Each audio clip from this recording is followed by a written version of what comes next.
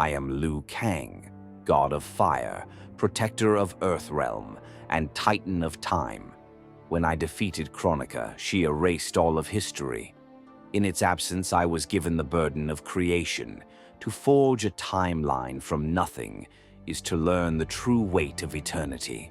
In the void, I discovered Garrus, Kronika's sentinel. Though his master was gone, his purpose endured.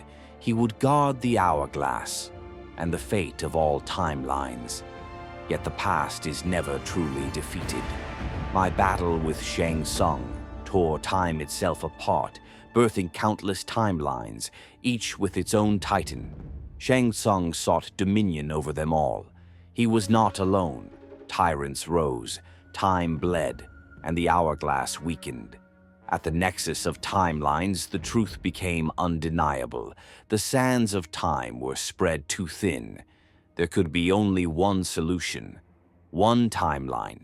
We would not fight as gods. Our power had already fractured eternity. Instead, we would return to what Mortal Kombat was always meant to be. Champions would fight in our stead. With each defeat, a timeline would return its sands to the hourglass, until only one remained. When our sands are returned, we titans will fade. Such is the price of peace. Let us pray that the final timeline is one worth saving. In the Netherrealm, weakness is a death sentence. Shinnok was born an Oni, but stripped of strength, magic, and purpose. Cast aside, hunted, and forgotten, he survived only by fleeing from monsters greater than himself. When death finally caught him at the edge of a lava river, Shinnok wept not for his life, but for the cruelty of his existence. And the realms answered. Ancient runes ignited around him, tearing him from the Netherrealm and casting him into the presence of those who remembered what history had erased. They spoke of a different timeline, a time when Shinnok was no wretch, but an elder god, a ruler, a tyrant, a god who dared challenge his equals. They told him of Liu Kang, the fire god who slew Kronika and rewrote destiny itself, stripping Shinnok of divinity before he could ever claim it. When Shinnok touched the amulet bearing his name, the truth flooded his mind. Countless timelines, endless wars, his mother's defeat, his own execution. And with memory came rage. No longer broken, Shinnok rose among fallen kings and sorcerers, Shao, Quan Chi, Shang Tsung, Havoc, all robbed of their rightful dominion. Together they swore vengeance upon the god who dared reshape fate. Shinnok may no longer be an elder god, but the blood of one still burns within him. And this time, he will not be erased by history. He will destroy it. At the nexus of timelines, the Titans gathered with their champions. Garrus observed from his throne, unmoving, as time prepared to repeat itself. When the call for the first battle was made, Scorpion and Sub-Zero naturally stepped forward. Across countless timelines, their rivalry had echoed louder than any other, matched only by the respect forged through war and uneasy peace. This battle would not be theirs to fight. Scorpion named Takeda Takahashi, blind, disciplined, and bound to the Shirai Ryu of his timeline. With Sento in hand, he was no less deadly, guided by instinct and ancestral will. Sub-Zero chose Bihan, not the tyrant history remembered, but the leader he had carefully shaped, an honorable grand master of the Lin Kuei, forged through restraint rather than cruelty. Garrus sent the champions to a timeline untouched by either man's memory. Old fury surfaced. Scorpion questioned the wisdom of Sub-Zero's choice. Though tempered by reason, the truth soon followed. In Scorpion's timeline, it was a Bihan who had taken Takeda's sight. The champions emerged in a jungle untouched by either timeline. No gods watched, no crowds bore witness. Bihan fought with honor. Takeda fought with rage. They began as equals until Takeda's vengeance drove him ahead. Though blind, Takeda saw Bihan clearly, the last face he had ever known. Sub-Zero yielded ground, choosing restraint over desperation. For a moment, Takeda faltered. Then his fury reclaimed control. Believing victory assured, Takeda lingered before the killing blow. But hatred clouded his judgment more than blindness ever could. Bihan endured. With his final strength, he claimed victory without claiming a life. Takeda was returned to his timeline. Burdened by failure and its consequences, he was granted time. He spent his final moments not as a warrior, but as a loving husband and father. At the Nexus, Scorpion was drawn into the Hourglass, and with him, his timeline. Embracing his fate, he embraced Sub-Zero. They had begun as rivals. They would end as brothers. When Scorpion was gone, the weight of the tournament settled on those who remained. There was no time to mourn. Fujin arrived broken, bearing grim news. The Lin Kuei had stolen Shinnok's amulet. Kung Lao had died trying to stop them. Raiden called for vengeance. Titan Liu Kang denied it. If the tournament failed, no timeline would survive, including their own. Titan Liu Kang meant for the Lin Kuei to be guardians, not conquerors. Bihan rejected that fate. From the shadows, he forged a secret pact with the Nether Realm. Quan Chi promised him power, an army unseen, and a means to crush the Shirai Ryu once and for all. The cost was simple: loyalty when the time came and the theft of Shinnok's amulet. As Kuai Liang ate dinner with his wife Harumi and promising new recruit Hanzo Hasashi, the Lin Kuei marched. Quan Chi's sorcery hid demons beneath Lin Kuei armor, ensuring the victory would belong to Bihan alone. The Shirai Ryu compound burned. Inside its walls, Hanzo Hasashi tasted true war for the first time. When he found the bunkhouse aflame and his fellow recruits butchered, something inside him shattered. In blind fury, Hanzo cut through the invaders with merciless precision until fallen enemies rose again, their eyes glowing white. Before they could strike him down, the roof collapsed. Hanzo disappeared beneath fire and stone. Kuai, Smoke, and Harumi fought until exhaustion claimed them. Surrounded, bound, and forced to kneel in the courtyard they once called home.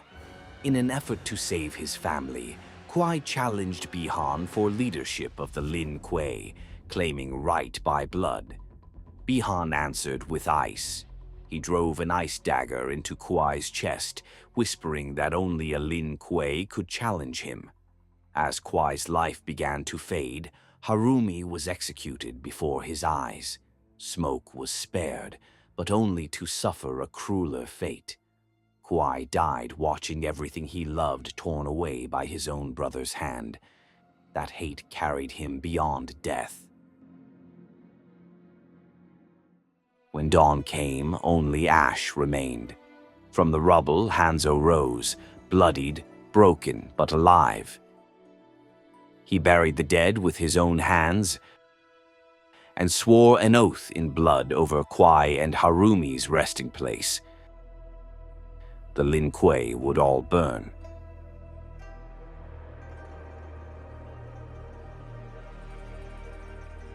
Kuai awoke in the Nether Realm. Shinnok showed him the truth Liu Kang never intended him to see. A previous timeline where Kuai rose as Grand Master of the Lin Kuei, where Bihan paid for his crimes, and where Kuai's soul was never damned. Liu Kang had rewritten fate, and Kuai was the price. With nothing left but vengeance, Kwai accepted Shinnok's offer.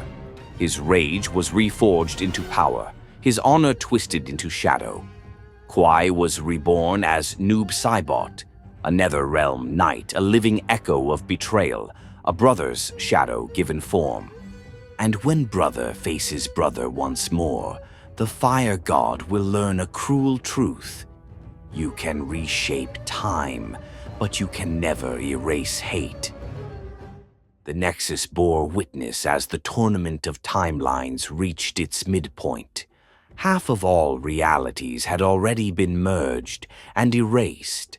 Titan Liu Kang watched as entire universes vanished, along with titans who once stood beside him. Each victory preserved one future at the cost of countless others. Though this fate was chosen, doubt crept into Liu Kang's mind. The tournament, once meant to prevent catastrophe, now demanded sacrifice on a scale even a god could scarcely endure. Then came troubling news.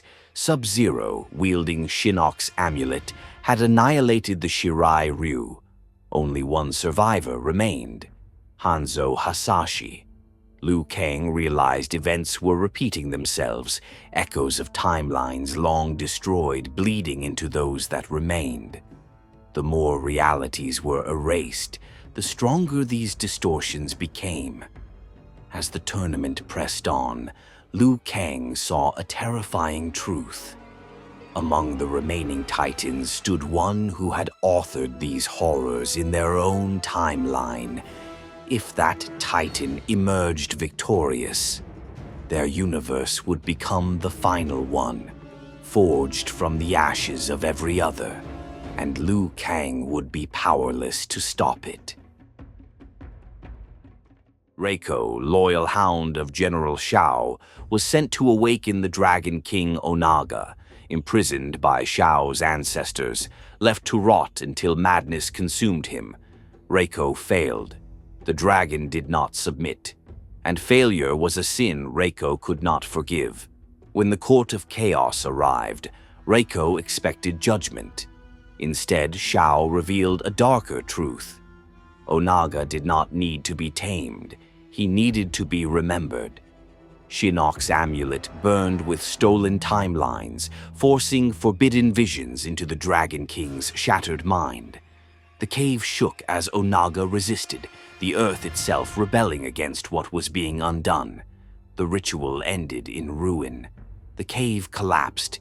Chaos devoured all. Yet from the rubble, Onaga rose. His chains lay broken, but the madness was gone. For the first time in centuries, the Dragon King spoke not in rage, but in clarity. Shang Tsung smiled. Onaga was no weapon. He was a reckoning. And in waking the Dragon King, they had ensured that Outworld's future would no longer belong to Titans, but to gods who remembered every timeline they had ever ruled. Kitana and Tanya watched in silence as Melina endured yet another treatment in a futile attempt to cure her Tarkart. With each injection, the disease demanded more than her body could give. Scarlet pleaded with her empress to allow the study of Shang Tsung's confiscated research, insisting it may hold the key to a cure. Melina refused. She believed Shang Tsung never intended to save her, only to bind her life to his cruelty, and she would not trade her honor for survival, no matter the cost.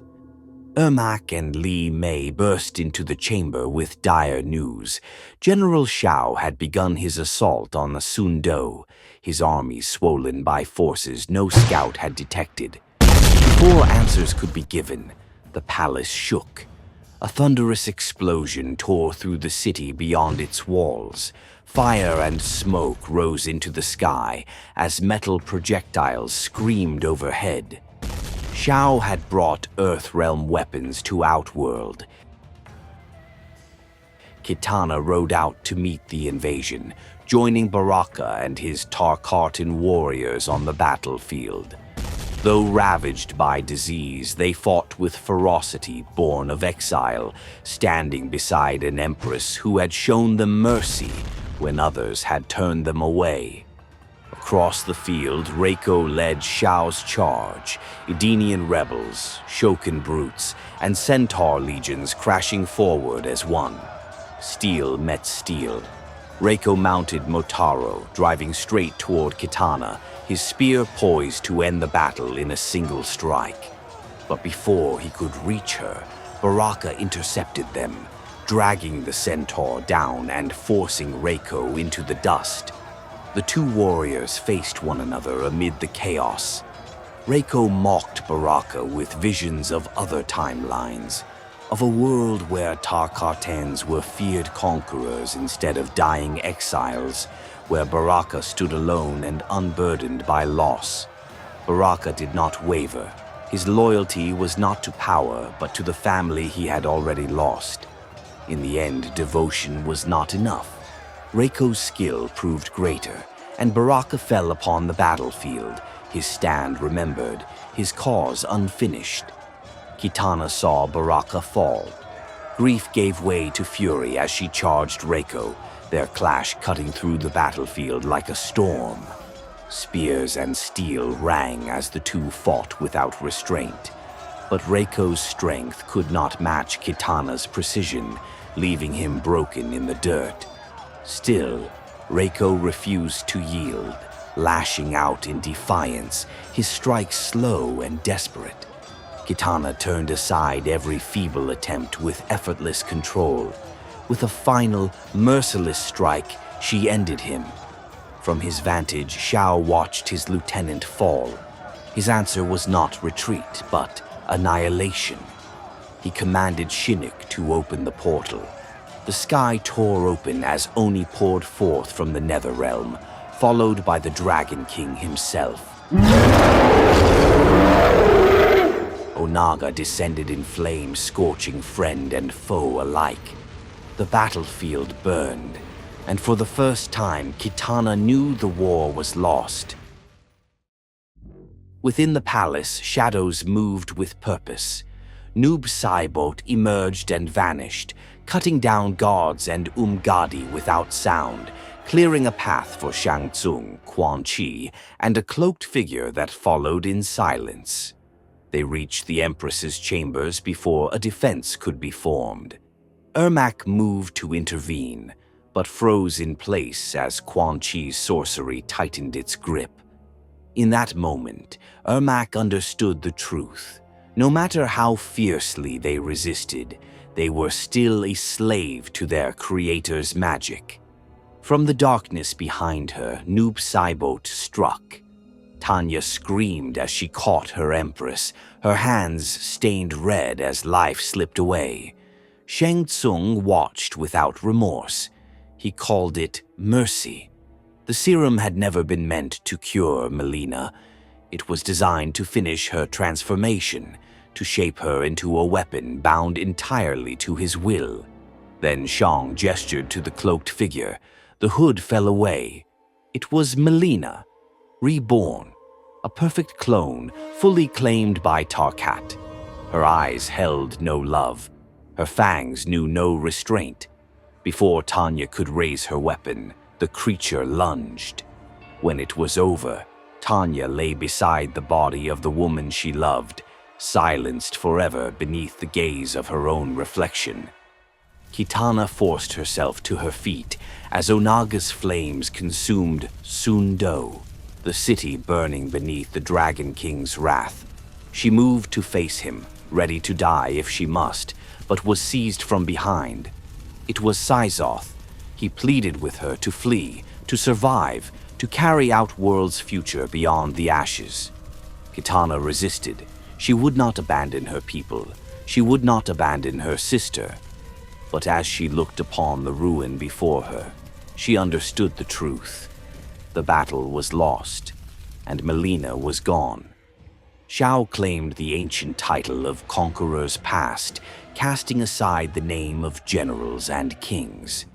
From that day forward, he would be known as Shao Kahn, One final act remained to draw out the one being who could challenge them. The plan was simple. They would attack the fire god's home, and in doing so, bring Titan Liu Kang to war. In the nexus of timelines, Gira stood watch as history unraveled. Through the great portal, the events of Liu Kang's timeline played out. Raiden, Liu Kang's chosen champion, had just emerged victorious in the latest battle of the Tournament of Timelines. As the echoes of combat faded, Titan Liu Kang knelt beside him, channeling divine fire to heal wounds earned in the name of balance. But even in victory, the fire god's expression was heavy. Gyarus pulled Liu Kang away from the portal and delivered grim news. Only 4 timelines remained. Yet despite their careful design, events were spiraling into cruelty and war. History was repeating itself, exactly as it had in the fallen timeline Liu Kang once escaped. These were not outcomes any of the remaining Titans would have chosen. Returning the sands to the Hourglass was meant to restore balance, but instead it grew more unstable with each grain. Gyarus offered a chilling possibility. When the final sands were returned, the last keeper of time might be forced to begin again, forging an entirely new timeline with the Hourglass' full power. Liu Kang rejected the thought, but could not deny the truth behind it. When Gyarus asked if Raiden should be told of the devastation unfolding in his home timeline, Liu Kang refused. Raiden had already been consumed by vengeance once. Knowledge of further loss would have torn him from the tournament, and perhaps shattered what remained of hope. In that moment, Liu Kang finally understood why his own mentor once kept painful truths from him. He confessed his doubts, that the path they had chosen to mend the Hourglass might have been a mistake. Despite nearly all timelines being erased, reality was not healing. It was deteriorating. Raiden saw the truth immediately. He warned Liu Kang of desperation, the same desperation that once drove himself to fracture time in an attempt to save it. Kronika, too, had endlessly reset the timeline in pursuit of perfection, and doomed existence each time. Perhaps the Titan of Time was never meant to rule the flow of history, only to create it, and then let it live or die on its own. Fujin gathered a small band of warriors to uncover and thwart whatever Bi-Han and the Lin Kuei were planning. As they debated their next move, Hanzo Hasashi arrived with a dire warning. The Lin Kuei were marching on the Fire Temple. He was already too late. The Lin Kuei struck without hesitation, but they were no longer fully human. Bi-Han had embraced the future, transforming his clan into ruthless machines. Cyber Sub-Zero descended alongside Frost and Sector, dividing Fujin's forces and overwhelming them with cold efficiency. Sector's assault proved devastating. When a barrage of rockets threatened Sonya Blade, Jax Briggs threw himself in front of her without hesitation. The explosion tore his arms from his body. Sonya held her longtime partner as he died, realizing that the world of gods and monsters they had been dragged into had already claimed one of their own. Before Sector could finish her, he was destroyed by Syzoth, who arrived alongside Kitana just in time to turn the tide. Elsewhere, Fujin and Johnny Cage battled Frost. Fujin sought vengeance for her desecration of his temple and the death of Kung Lao, but Frost's cybernetic speed pushed them to the brink. With no other choice, Fujin compelled Johnny to unleash the strange power awakening within him. As Frost was caught in Fujin's winds, Johnny hurled a volatile surge of energy that tore her apart. Sub-Zero held his own against Hanzo and Kenshi until the others joined the fight. Outnumbered, he called in reinforcements, Cyrax, and smoke. Hanzo was horrified to see what had become of his mentor, Thomas Verbada. Refusing to destroy what little remained of him, Hanzo and Kenshi devised a desperate plan. Using Sento, Kenshi tore Thomas's soul from the machine that imprisoned it, saving him even as the cyborg body failed. Johnny and Sonya faced Cyrax together. Still weakened, Johnny bought Sonya time. She scavenged a damaged gauntlet from Frost's remains, enduring unbearable pain to wield it. With one decisive strike, she tore Cyrax's head from his body, saving Johnny from death. Syzoth lunged at Sub-Zero, but with a single burst of cryomancy, Bihan froze the Zeteran mid-attack and shattered him without mercy. Sub-Zero stood alone against Fujin's champions. With his reinforcements destroyed, defeat became inevitable. Then a portal opened behind Bihan. The Kourt of Khaos stepped from it. The truth was revealed. The Cyber Lin Kuei were never the endgame. They were only the opening move. And Earthrealm's war had just begun. In the silent expanse of the Nexus, the war of timelines reached its cruel equilibrium. The champions of Titans Kung Lao and Raiden were defeated. With Gearus's guidance, the two fallen Titans returned their fractured realities to the Hourglass, restoring what balance they could before surrendering themselves to fate. Before the Hourglass, Titan Liu Kang stood unable to speak. Where once he had offered eloquent farewells, grief now closed his throat. As Kung Lao and Raiden began to dissolve into grains of time, Raiden placed a steady hand upon Liu Kang's shoulder, reminding him that no essence is ever truly lost, only transformed. Kung Lao followed, calling him brother until the last grains of their existence slipped into eternity. Liu Kang endured the moment in silence, saved only by Kitana's touch. She understood the weight he carried, for the Titans he had lost, and for the future that demanded even greater sacrifice. With only 2 timelines remaining, Gearus decreed that the final combat would be fought in the Nexus itself, a neutral ground beyond history. He granted the Titans a fleeting mercy. Time. Liu Kang and Kitana took that time together. Leaving the Nexus behind, they drifted through the endless cosmos, unbound by realms or timelines. For once, there was no war to command, no destiny to rewrite, only the truth they had always known. Though fate had forever conspired to keep them apart, their bond endured across eras, stars, and infinity itself. And as they embraced among the heavens, Liu Kang understood a final, painful truth.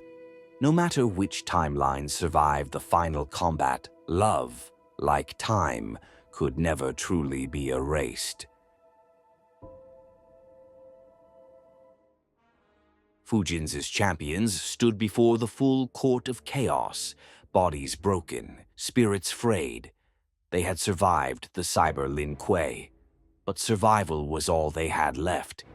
The battlefield was silent, too silent. Sub-Zero was confused.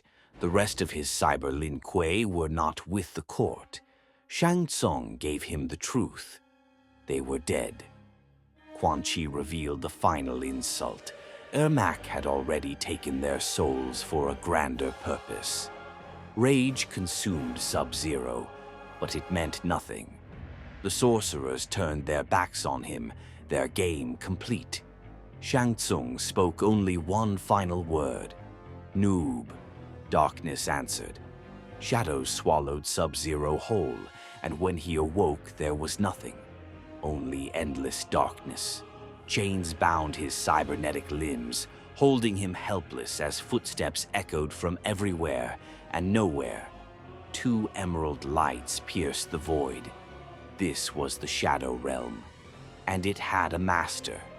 When Noob Saibot stepped forward and removed his mask, Sub-Zero understood the true cost of his betrayal. Kuai Liang's dead eyes stared back at him, burning with hatred that death itself could not extinguish. Noob's scythes struck deep, pinning Sub-Zero in place. Kuai Liang was gone.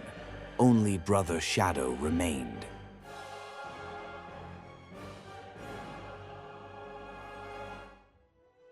When Titans Liu Kang and Kitana return to the Nexus of Timelines, their champions stand ready beside Geras to finish the Tournament of Timelines. Yet they arrive with one final request. They wish for the final battle to be determined by skill alone. No fire, no lightning, no divine gifts. This would be a true Mortal Kombat. Proud of their champion's resolve, the Titans honor their request. They reclaim the powers they had bestowed, and Raiden and Liu Kang stand not as chosen avatars of gods, but as warriors alone. The champions take their places, awaiting Geras' command. Fight! Liu Kang's lifelong training grants him speed and precision beyond measure. Raiden endures blow after blow, his body breaking where lightning once carried him through. Each strike tests his resolve. Each fall demands he rise again without the strength he once commanded. As Titan Liu Kang watches, memories stir, timelines undone by clashes between himself and his mentor. He wonders if history is repeating itself. When Liu Kang and Raiden battle, does it always end in doom? Bruised, broken, and gasping for breath, Champion Raiden refuses to yield. Champion Liu Kang respects his opponent's fortitude, but he does not relent. When Liu Kang presses forward for the finishing blow, Raiden answers, not with power but with timing, a sidestep, a counter, a crack in the knee. The tide turns. Raiden fights with renewed fury, answering every strike with one of his own. The arena trembles as the two warriors trade blow for blow, neither able nor willing to retreat. Exhausted and wounded, they abandon defense entirely. Kick meets kick, fist meets fist. Then, simultaneously, they unleash final roundhouse strikes. Both warriors fall, the Titans freeze. Time itself seems to hold its breath as Raiden and Liu Kang drag themselves back to their feet, barely standing, barely breathing, bruised, broken, defiant. Raiden reaches deep within himself, beyond strength, beyond destiny. He runs. Liu Kang raises his hand to strike, but he is too slow. Raiden's final blow strikes true, hurling Liu Kang to the floor. The champion of Kitana's timeline tries to rise, then collapses, coughing blood as his body gives out. Geras' voice echoes through the Nexus. Raiden wins!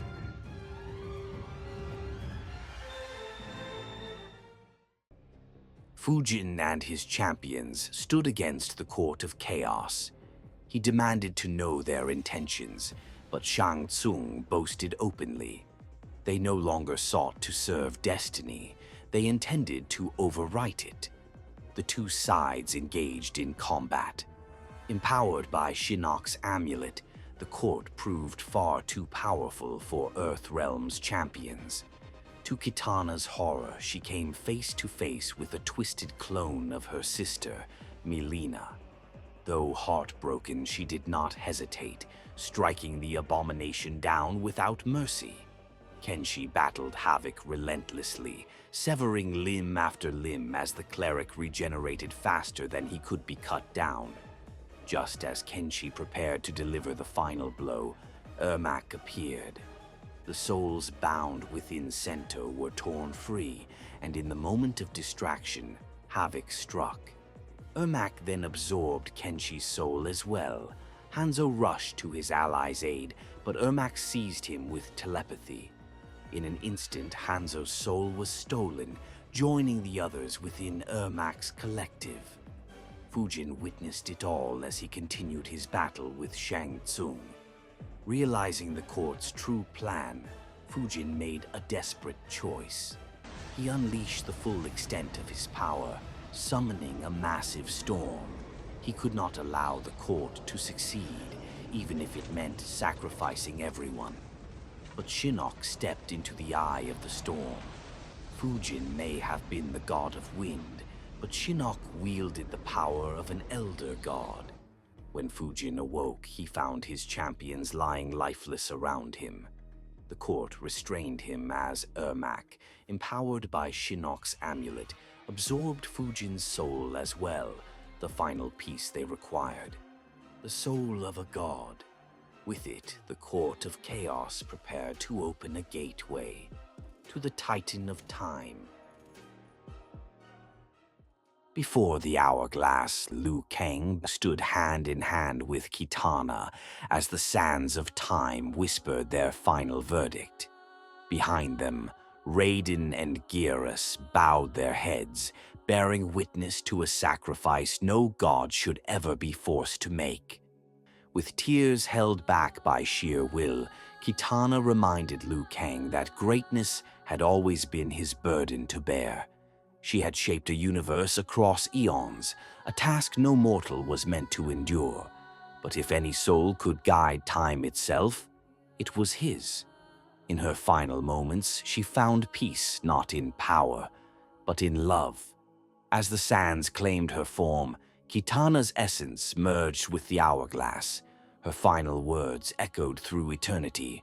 She would always be with him. The merger ended. The Nexus fell silent. But the Hourglass did not stabilize. Instead, it raged. Liu Kang, Geras, and Raiden stood in confusion. Had all the sacrifice been for nothing? Amid the chaos, Liu Kang heard the Hourglass call to him. He understood then. There was one final sacrifice yet to be made. He entered the Hourglass itself, braving the storm of countless timelines collapsing into one. As this unfolded, the Kourt of Khaos prepared their final assault. Ermac siphoned the souls of their collective into Shinnok's amulet, his body collapsing into a lifeless husk once the ritual was complete. With the soul-charged amulet, Shinnok tore open a portal to the nexus of timelines. As the court stepped into a plane reserved for gods, Raiden and Geras moved to stop them, but they were outnumbered. The court bound their captives, preparing to execute them and draw out the fire god. It worked. Liu Kang emerged from the Hourglass consumed by fire god fury. Shang Tsung was incinerated on sight. One by one, the court fell. Shinnok alone remained. Wielding his amulet, the fallen elder god brought Liu Kang to his knees, unleashing his vengeance with every blast. Yet even restored power proved futile. With the snap of his fingers, Liu Kang reduced Shinnok to sand, returning him to the Hourglass from which he had once been bound. When the battle ended, Liu Kang revealed what he had learned within the Hourglass. To save time itself, the Hourglass must be destroyed. Within the Hourglass, fire god Liu Kang peered through a storm of timelines and saw a lone figure standing in the eye of the raging sands. Though it bore the shape of Geras, its presence felt ancient, older than titans, older than gods. The being revealed a long-buried truth. Geras's body was only a vessel, crafted so that time itself could take form. Time was not a construct, nor a tool of fate. It was a living force of reality, meant to flow freely, endlessly, and without direction imposed upon it. Long ago, time broke its own nature. It fell in love with an elder god, Kronika. To walk beside her, time took physical form, surrendering its boundless flow for a single existence. But love soon gave way to fear. When Kronika sought to alter events for the sake of their children, time refused. To change the past for personal desire would corrupt its essence and unravel all existence. Betrayed by the one it loved, time was torn from its body. Kronika imprisoned its essence within the hourglass and claimed its power as her own.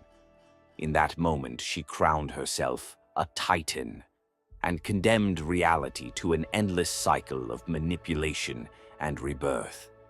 The instability of the hourglass, the fracture of timelines, and the rise of countless realities were not acts of chaos. They were time struggling to heal itself. With every new timeline created, its prison weakened. Liu Kang understood the truth at last. He was never meant to rule time. He was meant to set it free.